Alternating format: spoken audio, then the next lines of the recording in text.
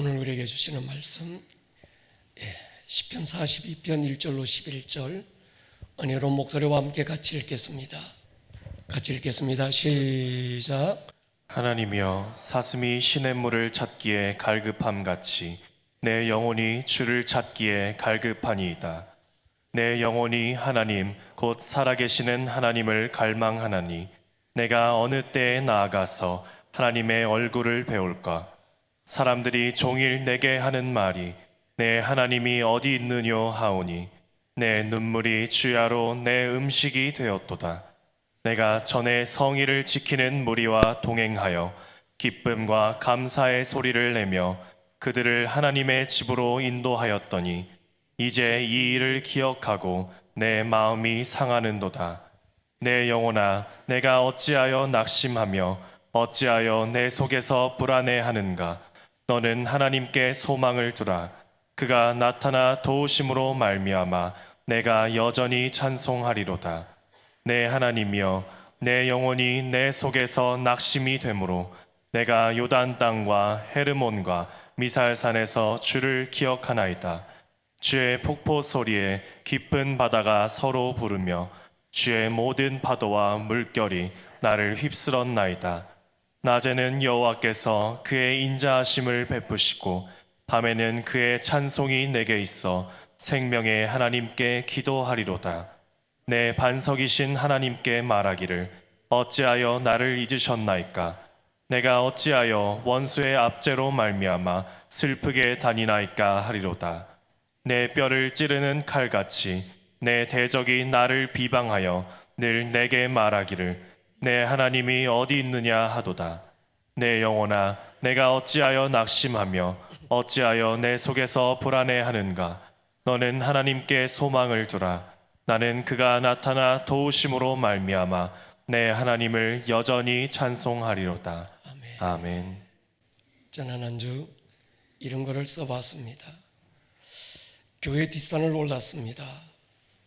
얼었던 땅을 비집고 새싹이 움돋고 메마른 가지에 봉우리가 맺었습니다. 이제 곧 진달래도 개나리도 필 테지요. 봄은 오고 꽃은 피고 있습니다. 얼굴 찡그린 꽃이 없습니다. 슬퍼하는 꽃을 본 적이 없습니다. 척박한 땅에서도 꽃은 웃고 있습니다. 성도는 이 땅에서 피어나는 하늘나라 꽃입니다. 우리 그래도 웃어야 합니다. 꽃이기 때문이죠.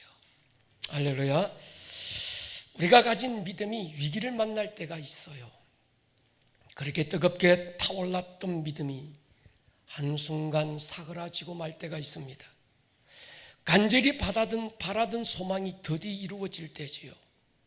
그렇게 오랜 시간 믿음 가지고 기도해왔던 일이 이루어지지 않을 때, 기도하면 반드시 응답하신다는 약속 하나 붙들고 몸부림치고 기도하고 있는데도 현실은 나아지기는커녕 더 힘들어지고 어두워져만 갈 때, 겨우 소망의 불씨 하나 붙들고 오늘 모질게 견디고 버티고 있는데 소망의 불씨마저 냉혹한 현실의 바람에 꺼지고 현실은 점점 더 어두워져만 갈 때가 있습니다. 하나님의 시간이 도대체 보이지 않아 답답할 때 우리 이렇게 부르짖게 되시오. 하나님, 도대체 어느 때까지입니까? 하나님, 도대체 언제까지 기다려야 됩니까? 이런 기도 한 번쯤 안 해본 사람이 있을까요? 이런 탄식은 오늘 우리들만의 문제는 아니었습니다. 안시대 믿음의 거장들, 그들도 같은 문제로 탄식했습니다. 시편 6편 3절에 보면요, 나의 영혼도 매우 떨리나이다. 여호와여, 어느 때까지니까? 시편 13편 1절에도 여호와여, 어느 때까지나이까? 나를 영원히 잊으십니까? 주의 얼굴을 나에게서 어느 때까지 숨기시겠나이까? 시편 80편에 보면요, 만군의 여호와 하나님 여호와여, 주의 백성의 기도에 대하여 어느 때까지 노하시겠나이까? 믿음의 큰 사람 하박국도 이렇게 부르짖었습니다. 여호와여, 내가 부르짖어도 주께서 듣지 아니하시니 어느 때까지리까? 오늘 우리가 읽었던 시편 기자 다윗이 절박한 상황에서 지금 하나님을 찾고 있습니다. 1절에 보면요, 하나님이여 사슴이 시냇물을 찾기에 갈급함같이 내 영혼이 주를 찾기에 갈급합니다. 얼마나 절박했던지 사슴이 시냇물을 찾는 것만큼 절박했다고 합니다. 아프리카의 건기가 되면 비가 오지 않습니다. 세렝게티 모든 대지가 타들어가고 마지막 남은 웅덩이마저 물이 말라가면 모든 동물들은 그 물 하나 마시기 위해 웅덩이로 몰려옵니다. 물은 모든 동물들의 생존 필수지요.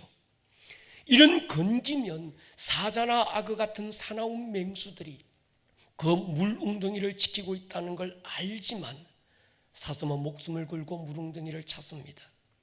사자나 악어의 위협보다 목마름이 더 큰 위협이기 때문이지요.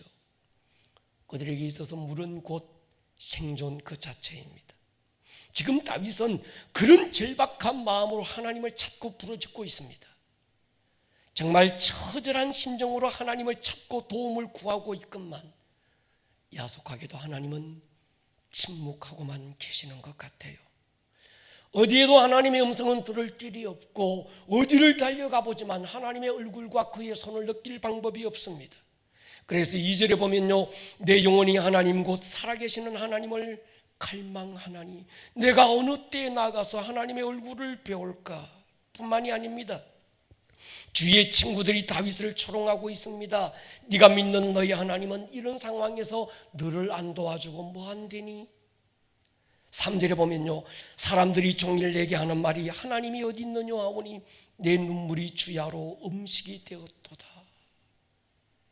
그렇게 가까웠던 친구들이 오늘 내가 당하는 고난을 바라보고 비웃는 거예요. 너 믿음이 있다며, 너 하나님 살아계신다며, 그래서 너 기도하고 있다며. 근데 네가 믿는 하나님은 이때 도대체 뭐 하시고 계신다니?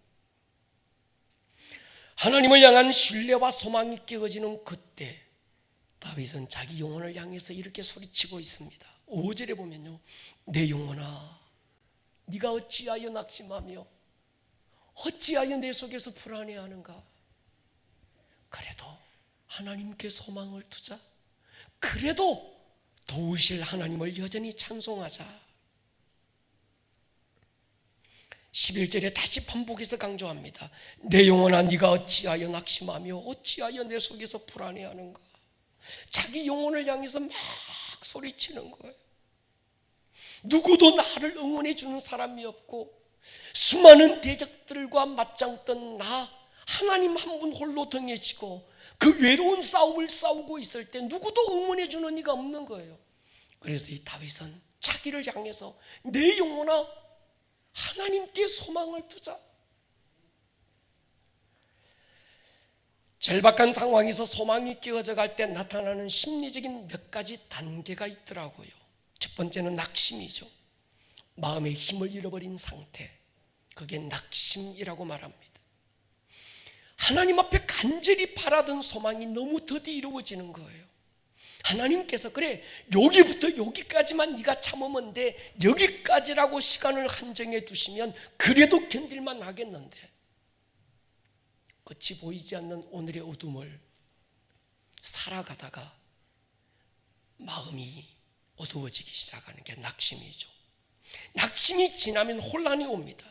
지금 내가 정말 바로 믿고 있는 건가? 내가 가는 길이 정말 잘하고 있는 것인가? 하나님의 약속과 믿음 사이에 혼란의 먹구름이 덮입니다. 세 번째는 불신이죠. 소망도 기대도 사라지고 하나님의 사랑에 대한 확신이 깨어지기 시작합니다. 넘어가면 네 번째는 분노로 이어집니다. 그 분노는 자신에게 분노하지요. 그 다음에는 하나님 대해서도 분노합니다. 다섯 번째 마지막은 비관하고 냉소적인 자세가 됩니다. 기도하면 응답하신다는 말 누가 얘기해도 싸늘해집니다. 성경 읽고 설교를 듣지만 별로 감동도 없습니다. 그냥 성경에 나오는 한 구절이고 그냥 목회자니까 하는 말뿐이라고 생각하고 나와는 아무 상관없는 말로 여겨집니다. 대표적인 사람이 오늘 우리가 아니라 하나님이 한 시대 믿음의 대표적인 인물로 세웠던 아브라함과 사라가 바로 그 대표적인 모습입니다. 성경은 이들의 연약한 모습을 숨기고 있지 않습니다. 어느 날 하나님께서 아브라함과 사라를 찾아오셔서 몇 번씩이나 반복해서 약속합니다. 아브라함아, 내가 너를 열국의 조상으로 세우고 너를 통해서 모든 민족이 복을 받게 하겠다. 사라야, 내가 너를 열국의 어미로 세우마. 이름을 바꾸어 주시면서 확정해 주셨고, 하늘의 별과 바다의 모래알을 보여주시며 시청각 자료를 통해서 다시 거듭 확인해 주셨습니다. 이 약속은 처음부터 아브라함과 사라가 그렇게 해달라고 예언했던 것도 아니었습니다. 갈대아 우르라는 고향에서 나름 잘 나가는 중소기업 후계자로 잘 살고 있던 아브라함을 하나님이 불러내셔서 믿음의 조상으로 세우겠다 약속하고 본토 친척 아비 집에서 데리고 나오신 분은 하나님이었습니다. 그런데 그 약속은 20여 년이 지나도록 이루어지지 않았고 하나님의 침묵은 길어만 갔습니다. 기다림에 지쳤던 아브라함, 소망이 깨어지고 말았습니다. 낙심, 혼란, 불신, 분노를 거쳐서 마지막 단계 냉소적인 반응까지 나타냅니다. 창세기 17장에 보면요, 17절 18절이죠. 아브라함이 엎드려 웃으며 마음속으로 이르되 100세 된 사람이 어찌 자식을 낳을까? 사라는 90세니 어찌 출산하리요 하고, 아브라함이 하나님께 아뢰되 이스마엘이나 하나님 앞에 살기를 원합니다.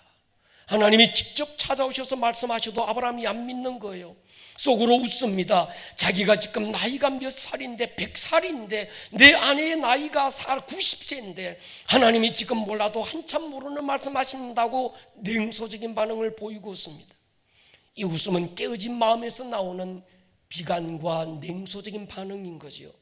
아브라함만 그랬던 게 아니라 그의 아내 사라 역시 마찬가지였습니다. 18장 12절에 보면요, 사라가 속으로 웃고 이르되 내가 노쇠하였고 내 주인도 늙었으니 내게 무슨 즐거움이 있으리요. 아브라함도 사라도 그렇게 기다리던, 그렇게 간절히 바라고 찾던 그 하나님의 약속이 드디어 이루어지고 소망이 깨어지고 나니까 하나님 앞에 이런 믿음의 반응을 보이고 있습니다. 아브라함만이 아니죠. 출애굽의 영웅 모세도 이 문제에 대해서 다르지 않았습니다. 모세는 그 어머니 요게벳을 통해서 어렸을 때부터 자기 동족 이스라엘을 애굽의 학대에서 구원할 것이라는 꿈과 비전을 가졌습니다. 그런데 그의 나이 40에 이집트 최고의 무술과 지식을 소유했을 때 그 꿈이 깨어지는 아픈 경험을 하게 되지요. 깊은 절망 가운데 미디안 광야로 도망을 갑니다. 그 광야에서 40여 년이 지나면서 모세는 꿈도 열정도 다 식어지고 깨어지고 말았습니다. 더 이상 소망도 기대도 없을 때 하나님은 미디안 광야 떨기나무 불꽃 가운데서 모세에게 찾아옵니다. 그리고 다시 이집트 황제 바로에게 가서 하나님의 백성 이스라엘을 데리고 가나안 땅으로 가라고 말씀합니다. 그때 모세가 이렇게 반응하지요. 출애굽기 3장에 보면요, 내가 누구에게 바로에게 가며 이스라엘 자손을 애굽에서 인도하여 내리까? 하나님은 설득하시는데 모세는 보낼 만한 자를 보내십시오. 나는 그런 인물이 못 됩니다. 하나님이 사람 잘못 보셔도 한참 잘못 보셨다고 냉소적인 반응을 보이는 거예요. 여러분, 잠언 13장 12절은 이렇게 말씀합니다. 소망이 드디어 이루어지면 그것이 마음을 상하게 한다. 아브라함도 모세도 드디어 이루어지는 소망 때문에 그의 마음이 상하고 말았습니다.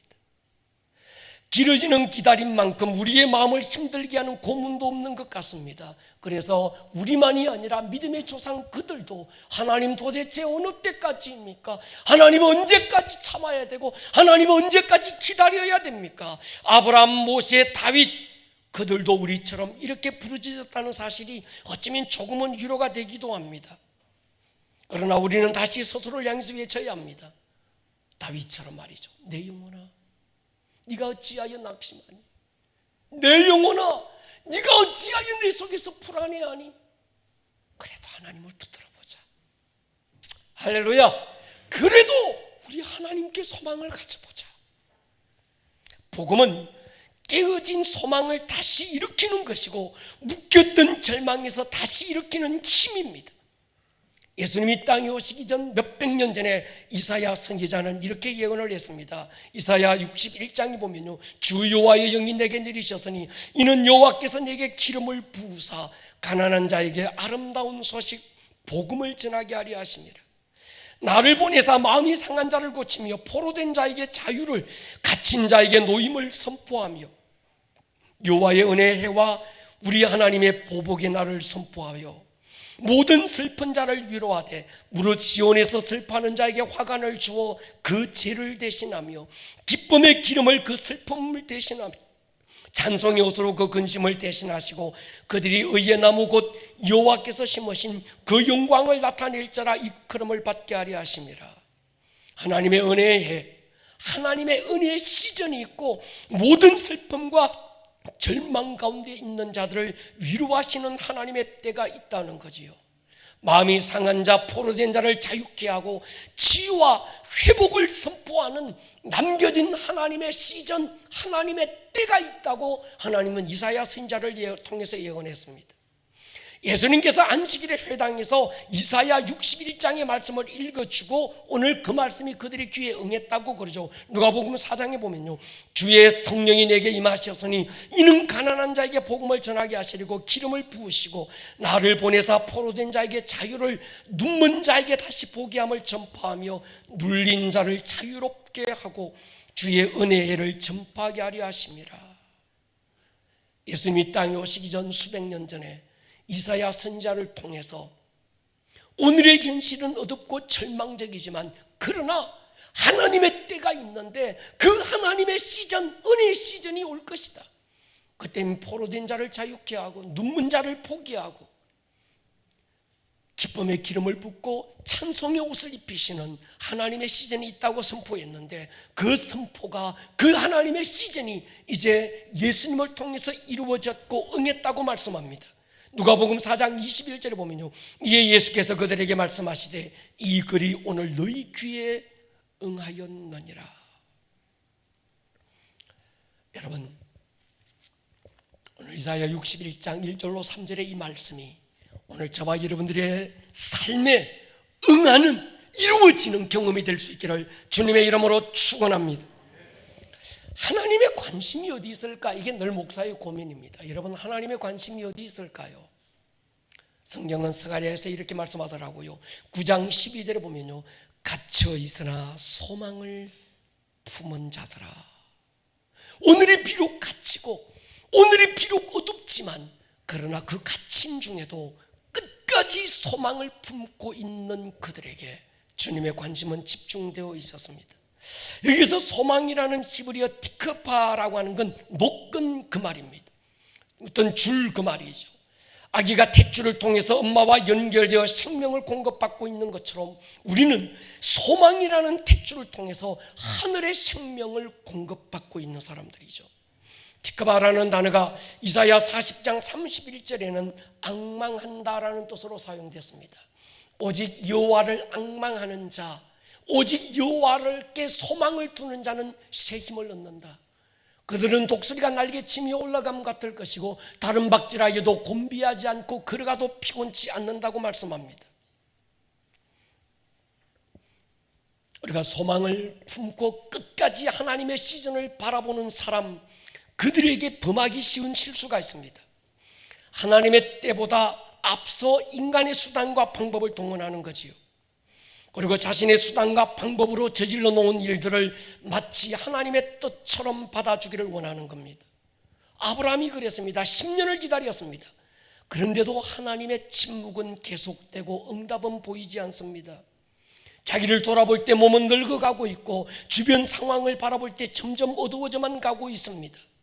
그렇게 기도했는데, 그렇게 간절히 바랬는데, 그렇게 간절히 부르짖고 참고 견디며 약속 하나 붙들고 여기까지 왔는데 상황은 점점 더 어두워져 가고 자기의 몸은 점점 노쇠해져 가는 거예요. 이때 마귀는 무서운 무기를 꺼내듭니다. 조급함이라고 하는 치명적인 함정이죠. 이 함정에 걸려든 아브람과 사라가 몸종 하갈을 통해서 이스마엘을 낳게 됩니다. 하나님은 너를 위해 준비된 최선이 있다고 말씀하는데 아브라함은 이렇게 구합니다. 하나님, 이스마엘이나 잘 되기를 원합니다.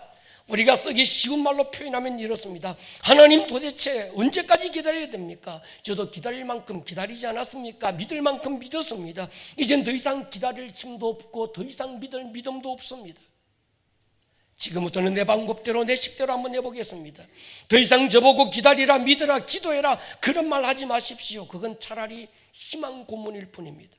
그래서 하나님께 드리는 말씀인데, 하나님이 제게 해주실 것이 있다고 한다면 내가 만든 이스마엘이나 잘되게 해주시는 것, 그것밖에 없습니다. 인간의 어리석음은 하나님의 최선을 버리고 자신이 만든 차선에 스스로 만족하는 거지요. 기억해야 될 하나가 있습니다. 나를 위해 최선을 준비하신 하나님은 내가 만든 차선을 용납하지 않는다는 거예요. 그렇게 멀지 않은 시간에 하나님의 최선이었던 이삭과 아브라함이 만든 차선 이스마엘이 충돌하게 됩니다. 하나님의 때를 기다리지 못했던 그 한 번의 실수가 아브라함의 집안의 근심과 다툼이 떠나지 않는 원인이 됩니다. 그 일은 그들만의 문제가 아니라 수천 년이 지난 지금까지도 이스마엘의 후손인 이스마엘 아랍 사람들과 중동의 사람들과 이삭의 후손이었던 이 유대인들이 지금도 중동의 화약고가 되어서 엄청난 갈등이 되고 있는 걸 보고 있습니다. 음악의 어머니라고 이름하는 핸델의 이야기를 소개하고 싶습니다. 유명한 작곡가죠. 한때 세계적인 작곡가로 그의 이름이 하늘을 찔렀습니다. 엄청난 인기와 명성이 어느 날 시들어가고 발표하는 음악들이 실패하면서 이 핸델은 깊은 우울증에 빠지고 말았습니다. 대중으로부터 잊혀져 간다는 스트레스 때문에 두 손가락이 마비가 되기 시작했습니다. 프로이센의 국왕 프리드리히가 이렇게 말했습니다. 핸델의 위대한 모든 날들은 끝났다. 그의 영감은 이미 바닥이 났다. 어느 날 이 핸델은 자기의 절친 찰스 제닌스로부터 몇 권의 성경 공부 교재를 전달받습니다. 절망 가운데서 그 책의 첫 번째 챕터 성경 구절을 암송하고 하가다 하다가 놀라운 영감을 받게 되죠. 시편 40편 1절입니다. 너희의 하나님이 이러시되 너희는 위로해라. 내 백성을 위로하라. 이 말씀을 깊이 묵상합니다. 그로부터 23일 후에 이 말씀에서 받은 영감에서 핸델은 유명한 메시아를 작곡하게 됩니다. 1743년 3월 23일 런던의 한 극장에서 이 메시아가 처음으로 연주가 됐습니다. 마지막 할렐루야가 연주될 때 조지 2세 국왕이 갑자기 그 자리에서 벌떡 일어났습니다. 이 모습을 보고 있던 모든 관객들이 하나둘씩 자리에서 일어나기 시작했습니다. 그때 이후로 핸델의 메시아가 연주되는 곳, 마지막 할렐루야가 연주되는 바로 그 장에서는 모든 청중들은 자리에서 일어서게 되었습니다. 하나님은 핸델의 미래에 메시아라고 하는 최고의 하나님의 준비됨이 있는데 이 핸델은 수없는 이스마엘을 먼저 만들고 절망했던 거지요. 내가 만든 이스마엘을 과감하게 버릴 때 하나님이 준비하신 이삭이 보이게 되는 겁니다. 예수님이 십자가에 못 박히실 때 제자들의 믿음은 산산조각이 났습니다. 그 예수님 내가 붙들고 영의정이 되고 좌의정이 되고 주님이 이 나라의 왕이 되어 앉을 때 좌우에 나도 앉아서 뭔가 한번 해보겠다는 기대가 있었습니다. 그런데 그들 앞에 준비된 하나님의 최선을 기다리지 못한 그들은 옛날 자신의 모습으로 돌아가 버리고 말았습니다. 예수님이 십자가에 달리셨고 그로부터 그들의 앞날은 캄캄한 절망이었습니다. 자기들이 만든 최선을 선택하고 버렸던 배와 그물을 손에 다시 잡기 시작했습니다. 결과는 아무것도 잡지 못했다는 것으로 끝났습니다. 그들의 실패, 손에 아무것도 잡지 못했던 것들이 우연이 아니라는 것을 가르치기 위해서 주님은 직접 부활하신 모습으로 그들에게 찾아오셔서 물었어요. 너희에게 고기가 있느냐? 없습니다. 배 오른편에 그물을 던져라. 결과 그물이 찢어질 정도로 많은 고기를 잡았습니다. 이 사건을 통해서 주님은 제자들에게 뭘 말씀하고 싶은 걸까요? 이런 말씀 아닐까요? 베드로야, 성공과 실패는 네게 있는 게 아니라 내 손에 있어. 너의 마지막이 어쩌면 나의 시작이라는 생각은 안 해봤니?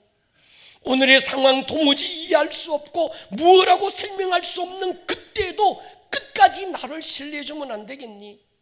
소망의 불씨마저 꺼져버릴 것 같은 그 순간에 진짜 소망을 가져야 될 때라는 걸 네가 알았으면 좋겠다. 오늘 그 주님의 음성이 저와 여러분들에게 다시 들려올 수 있기를 주의 이름으로 축원합니다. 제가 다윗을 좋아하는 이유가 있어요. 다윗은 소망이 깨어지는 순간에도 하나님의 품을 파고들었던 사람이었습니다. 도저히 하나님의 얼굴이 보이지 않는 깊은 어둠에서 다윗이 구하는 건 하나님의 얼굴을 구합니다. 시편 27편에 보면요, 하나님 원수가 나를 내 살을 먹으려고 달려오고 군대가 나를 포위하고 말았습니다.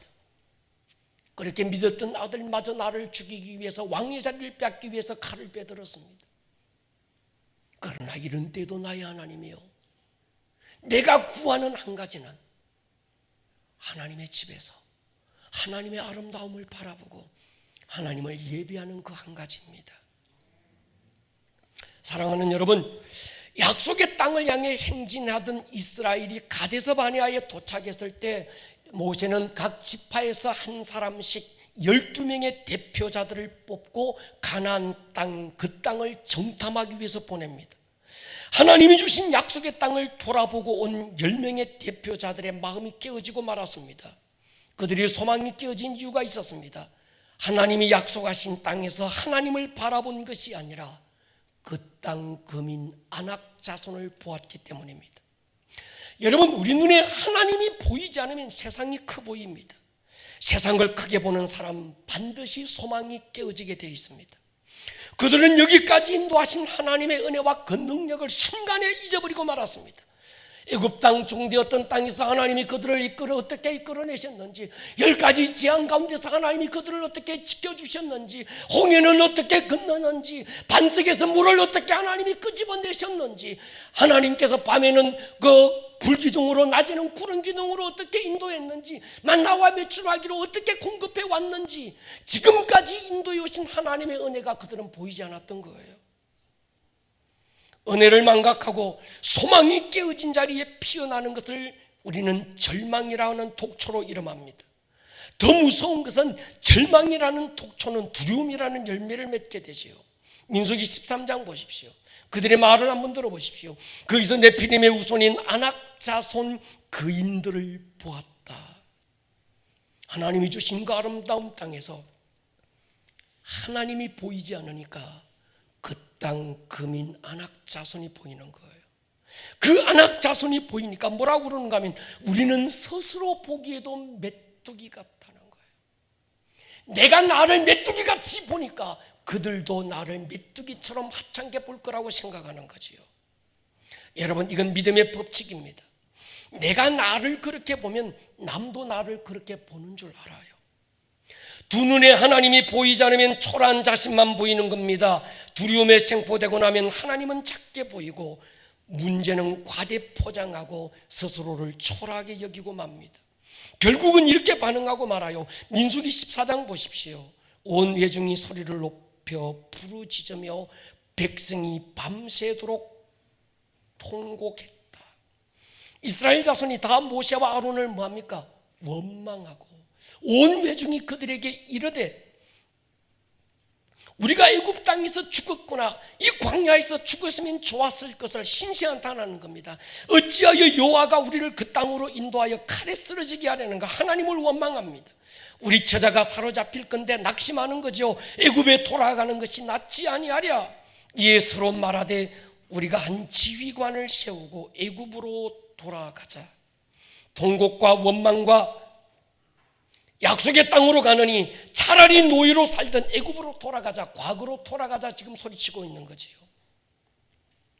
여러분, 혹시 이 모습이 오늘 우리의 모습은 아닙니까? 소망이 더디 이루어질 때 일어나는 영적 질병이 있더라고요. 우리의 신앙이 영적 생활이 아니라 종교화됩니다. 경건의 능력은 상실되고 경건의 모양만 남습니다. 하나님에 대한 기대가 없어요. 기대가 없으니 기도가 있을 리 만무해집니다. 성령님의 만지심이 없으니 눈물이 있을 리 없습니다. 찬양을 불러도 감동이 없고 말씀을 듣지만 두 주먹 불끈 검어진 아픈 결단을 볼 수 없습니다. 예배가 의식으로 남고 종교적인 모양으로만 남습니다.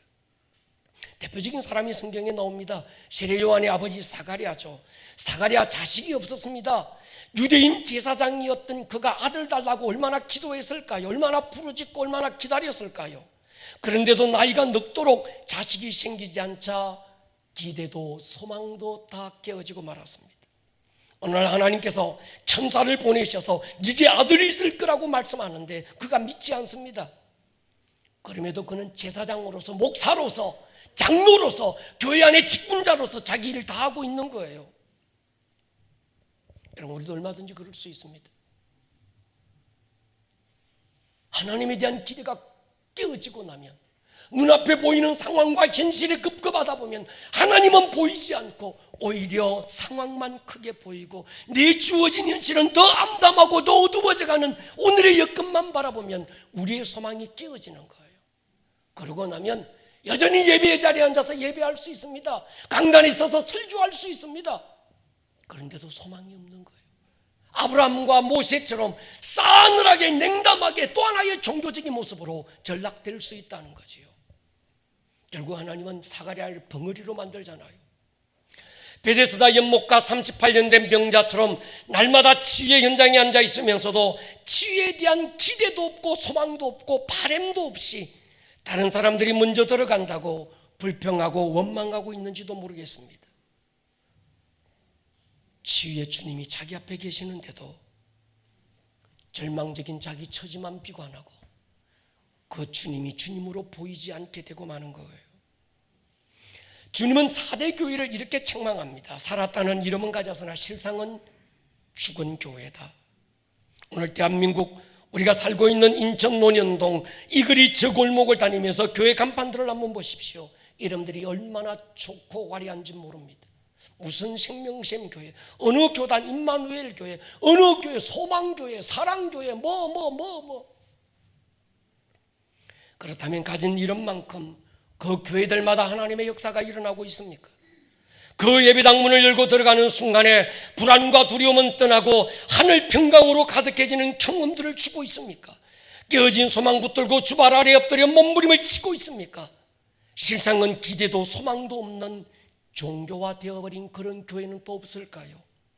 멀리 다른 교회가 아니라 우리들의 교회, 아름다운 꿈의 교회는 어떻습니까? 이름만 아름다운 꿈의 교회는 아닙니까? 찬양하다가 식었던 소망의 불씨 되살아나고 있습니까? 말씀 듣다가 예배 드리다가 그 불씨에 하늘의 불이 떨어져서 거룩한 불길 되어 타오르고 있습니까? 목장 모임에서 서로의 아픔에 함께 울고 함께 몸부림치고 부둥켜 안고 다시 일어나는 경험들이 있습니까? 만약 그런 게 없다면 4대 교회와 우리 교회가 다른 게 뭡니까? 우리는 성경 속에서 두 사건을 통해서 남기신 주의 음성을 오늘 우리가 다시 들어야 할 필요가 있습니다. 한 사건은 마리아와 마르다의 오라비 나사로가 병들었을 때죠. 두 자매는 믿음의 소망을 가지고 주님께 도움을 요청합니다. 주님, 급하게 오십시오. 내 오라비가 병들었습니다. 그냥 감기 정도가 아닙니다. 내가 볼 때 죽음의 위기를 넘나들고 있습니다. 절박한 상황입니다. 주님이 아니면 살아날 방법이 없습니다. 빨리 오셔야 됩니다. 사람을 보내서 주님 오시기를 요청했어요. 그런데 어떻게 된 일인지 주님은 바로 달려오시지 않고 나사로가 죽은 지 나흘이 지나서야 오십니다. 먼저 언니 마르다가 뛰어나가 섭섭한 마음을 내어놓지요. 주님께서 집에 계셨더라면 내 오라비가 죽지 않았을 것입니다. 주님께서 나사로의 무덤에 갔을 때 그 동생 마리아가 달려와서 똑같은 원망을 반복합니다. 주님이 여기 계셨더라면 내 오라비가 죽지 않았겠나이다. 그들의 마음을 그대로 표현하자면 주님이 조금만 일찍 오셨더라면 내가 그렇게 기다리고 기다릴 때 간절히 그렇게 찾고 찾았을 그때 주님이 오셨더라면 내 오라비가 병에서 나았을 겁니다. 그런데 주님이 늦게 오셔서 내 오라비가 죽었다는 원망의 마음이 그들 마음속에 서려 있는 거예요. 주님께서 소망이 깨어진 두 자매에게 이런 말씀을 합니다. 이제라도 네가 믿으면 하나님의 영광을 볼 것이다. 아멘 하십시다. 회당장 야이로라는 사람, 사랑하는 딸이 중병에 걸려 죽어가고 있을 때였습니다. 마지막 소망의 불씨 끌어안고 주님 찾아와서 그 앞에 엎드렸어요. 주님, 내 딸이 죽어가고 있습니다. 사랑하는 딸이, 그 딸아이가 생사를 넘나드는 그 현장을 바라보고 있던 아비의 그 절박함이 얼마나 컸겠습니까? 주님이 응답하죠. 내가 가서 고쳐주리라. 그 음성 들었을 때 소망의 불씨 되살아나는 것만 같았습니다. 그런데 가는 길에 12회를 결루병으로 고통받던 한 여인이 주님의 옷자락을 붙들고 늘어지기 시작했습니다. 주님은 누가 내 옷을 만졌니? 무엇 때문에 만졌니? 오늘 너의 상황이 어떤 상황이니? 그렇게 시간을 지체하고 말았어요. 사랑하는 딸아이의 죽어가는 상황을 누구보다도 잘 알고 있었던 아비 야이로의 가슴은 말로 다할 수 없었을 것입니다. 아니나 다를까요? 저기서 자기 집 하인이 급하게 달려오는 모습을 보는 순간에 야이로의 가슴은 깨워지고 말았습니다. 내 딸아이가 죽고 말았구나. 잠시 타올랐던 소망의 불씨가 완전 꺼져버리고 말았습니다. 끝났어. 게임 오버야. 더 이상의 소망도 기대도 없어지고 말았습니다. 그때 주님은 이렇게 말씀합니다. 두려워 말고 믿기만 해라. 할렐루야. 우리 교회 새로운 시즌을 선포하실 때 주셨던 주님의 말씀이 있습니다. 아가서 2장입니다. 나의 사랑하는 자, 같이 한번 읽었으면 좋겠습니다. 시작. 나의 사랑하는 자가 내게 말하여 이르기를 나의 사랑 내 어여쁜 자야 일어나서 함께 가자. 겨울도 지나고 비도 그쳤고 지면에는 꽃이 피고 새가 노래할 때가 이르렀는데 비둘기의 소리가 우리 땅에 들리는구나. 무화과 나무에는 푸른 열매가 익었고 포도나무는 꽃을 피워 향기를 토하는구나. 나의 사랑 나의 어여쁜 자야 일어나서 함께 가자. 우리 교회가 창립 10주년을 맞으면서 주님이 저에게 주셨던 이 음성은 제게도 레마로 남아 있습니다. 나의 사랑 내 어여쁜 자야. 할렐루야. 저는 그런 확신이 있습니다. 이 땅에 많고 많은 교회가 있고 이 땅에 많고 많은 성도들이 있지만 다 주님이 사랑하고 어여쁘지만 그러나 주님께서 우리 아름다운 꿈의 교회 성도 한 분 한 분 어린아이들을 바라볼 때 그들 한 분 한 분들이 얼마나 사랑스럽고 아름답게 보이는지 모릅니다. 춥고 힘든 계절 다 지나갔다는 거예요. 추운 겨울 한파에 얼어붙은 땅에는 꽃이 피기 시작했고 새가 노래할 새로운 시즌이 왔다고 그랬습니다. 무화과나무는 푸른 열매가 익었고 포도나무는 꽃이 피어서 향기를 토하고 벌도 나비도 몰려들고 있다고 말씀했습니다. 이런 계절에는 슬픈 노래를 부르면 안 되지요. 지금은 소망을 노래해야 될 때입니다. 모든 두려움 몰아내고 우리 다시 믿음을 붙들어 보십시다.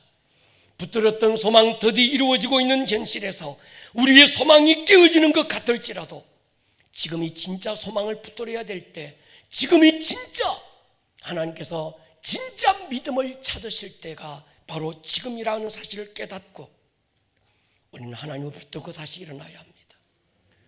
저는 그렇게 확신합니다. 하나님의 시간은 제일 정확합니다. 다윗도 그래서요, 그 깊은 절망의 골짜기에 헤맬 때 있습니다.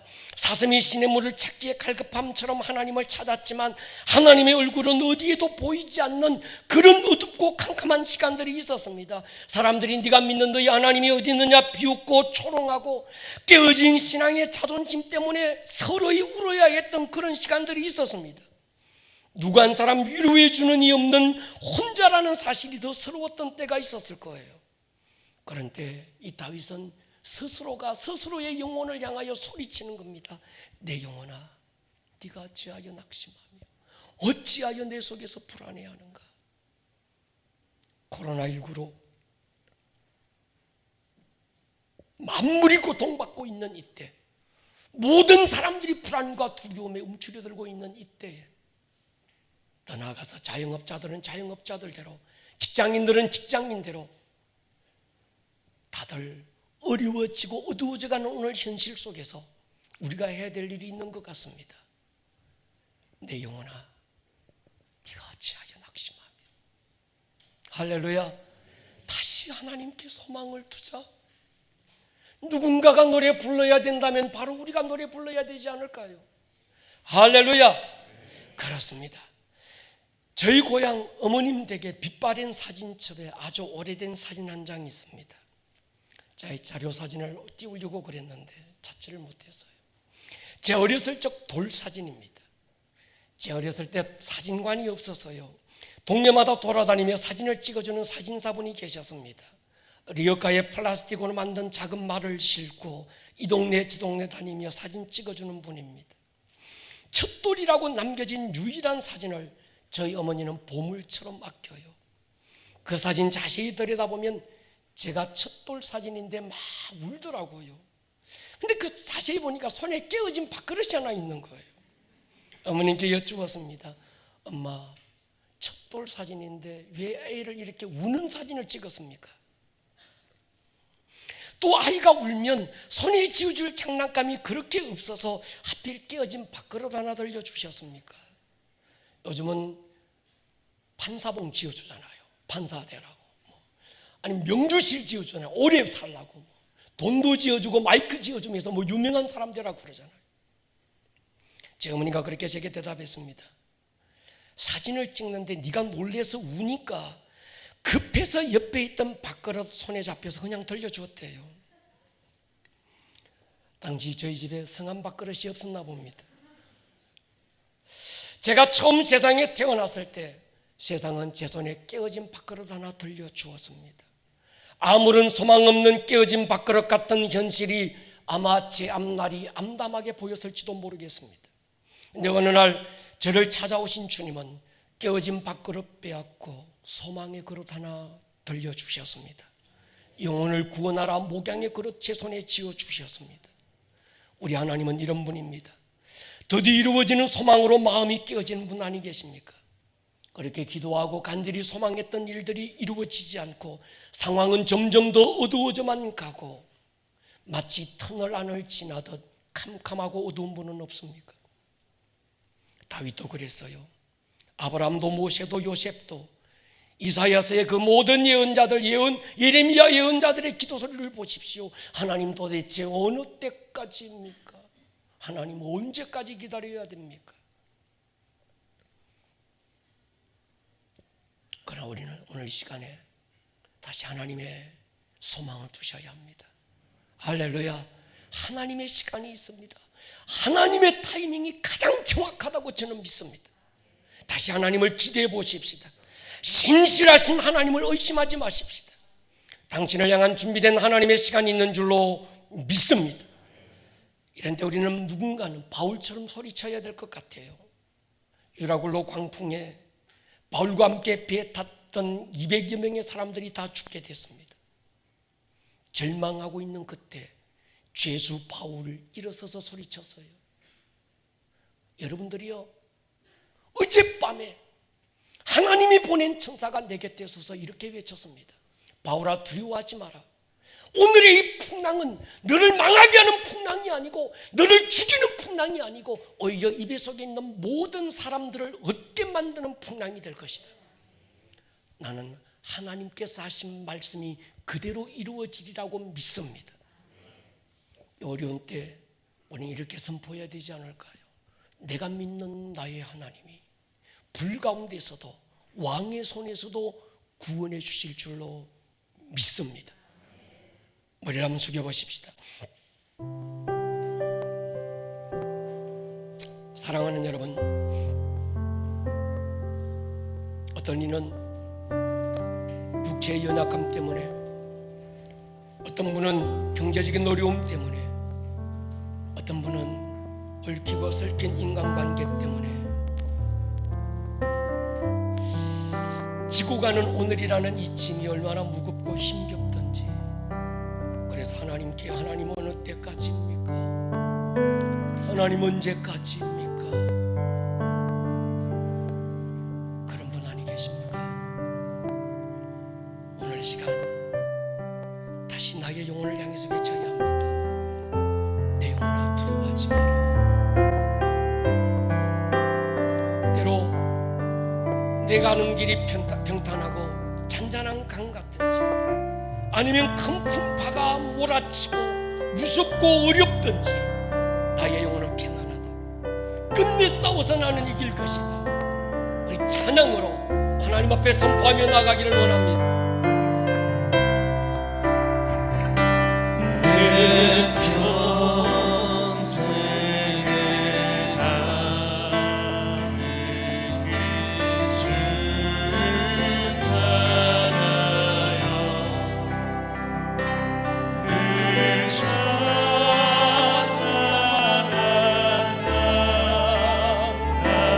찾아가다든지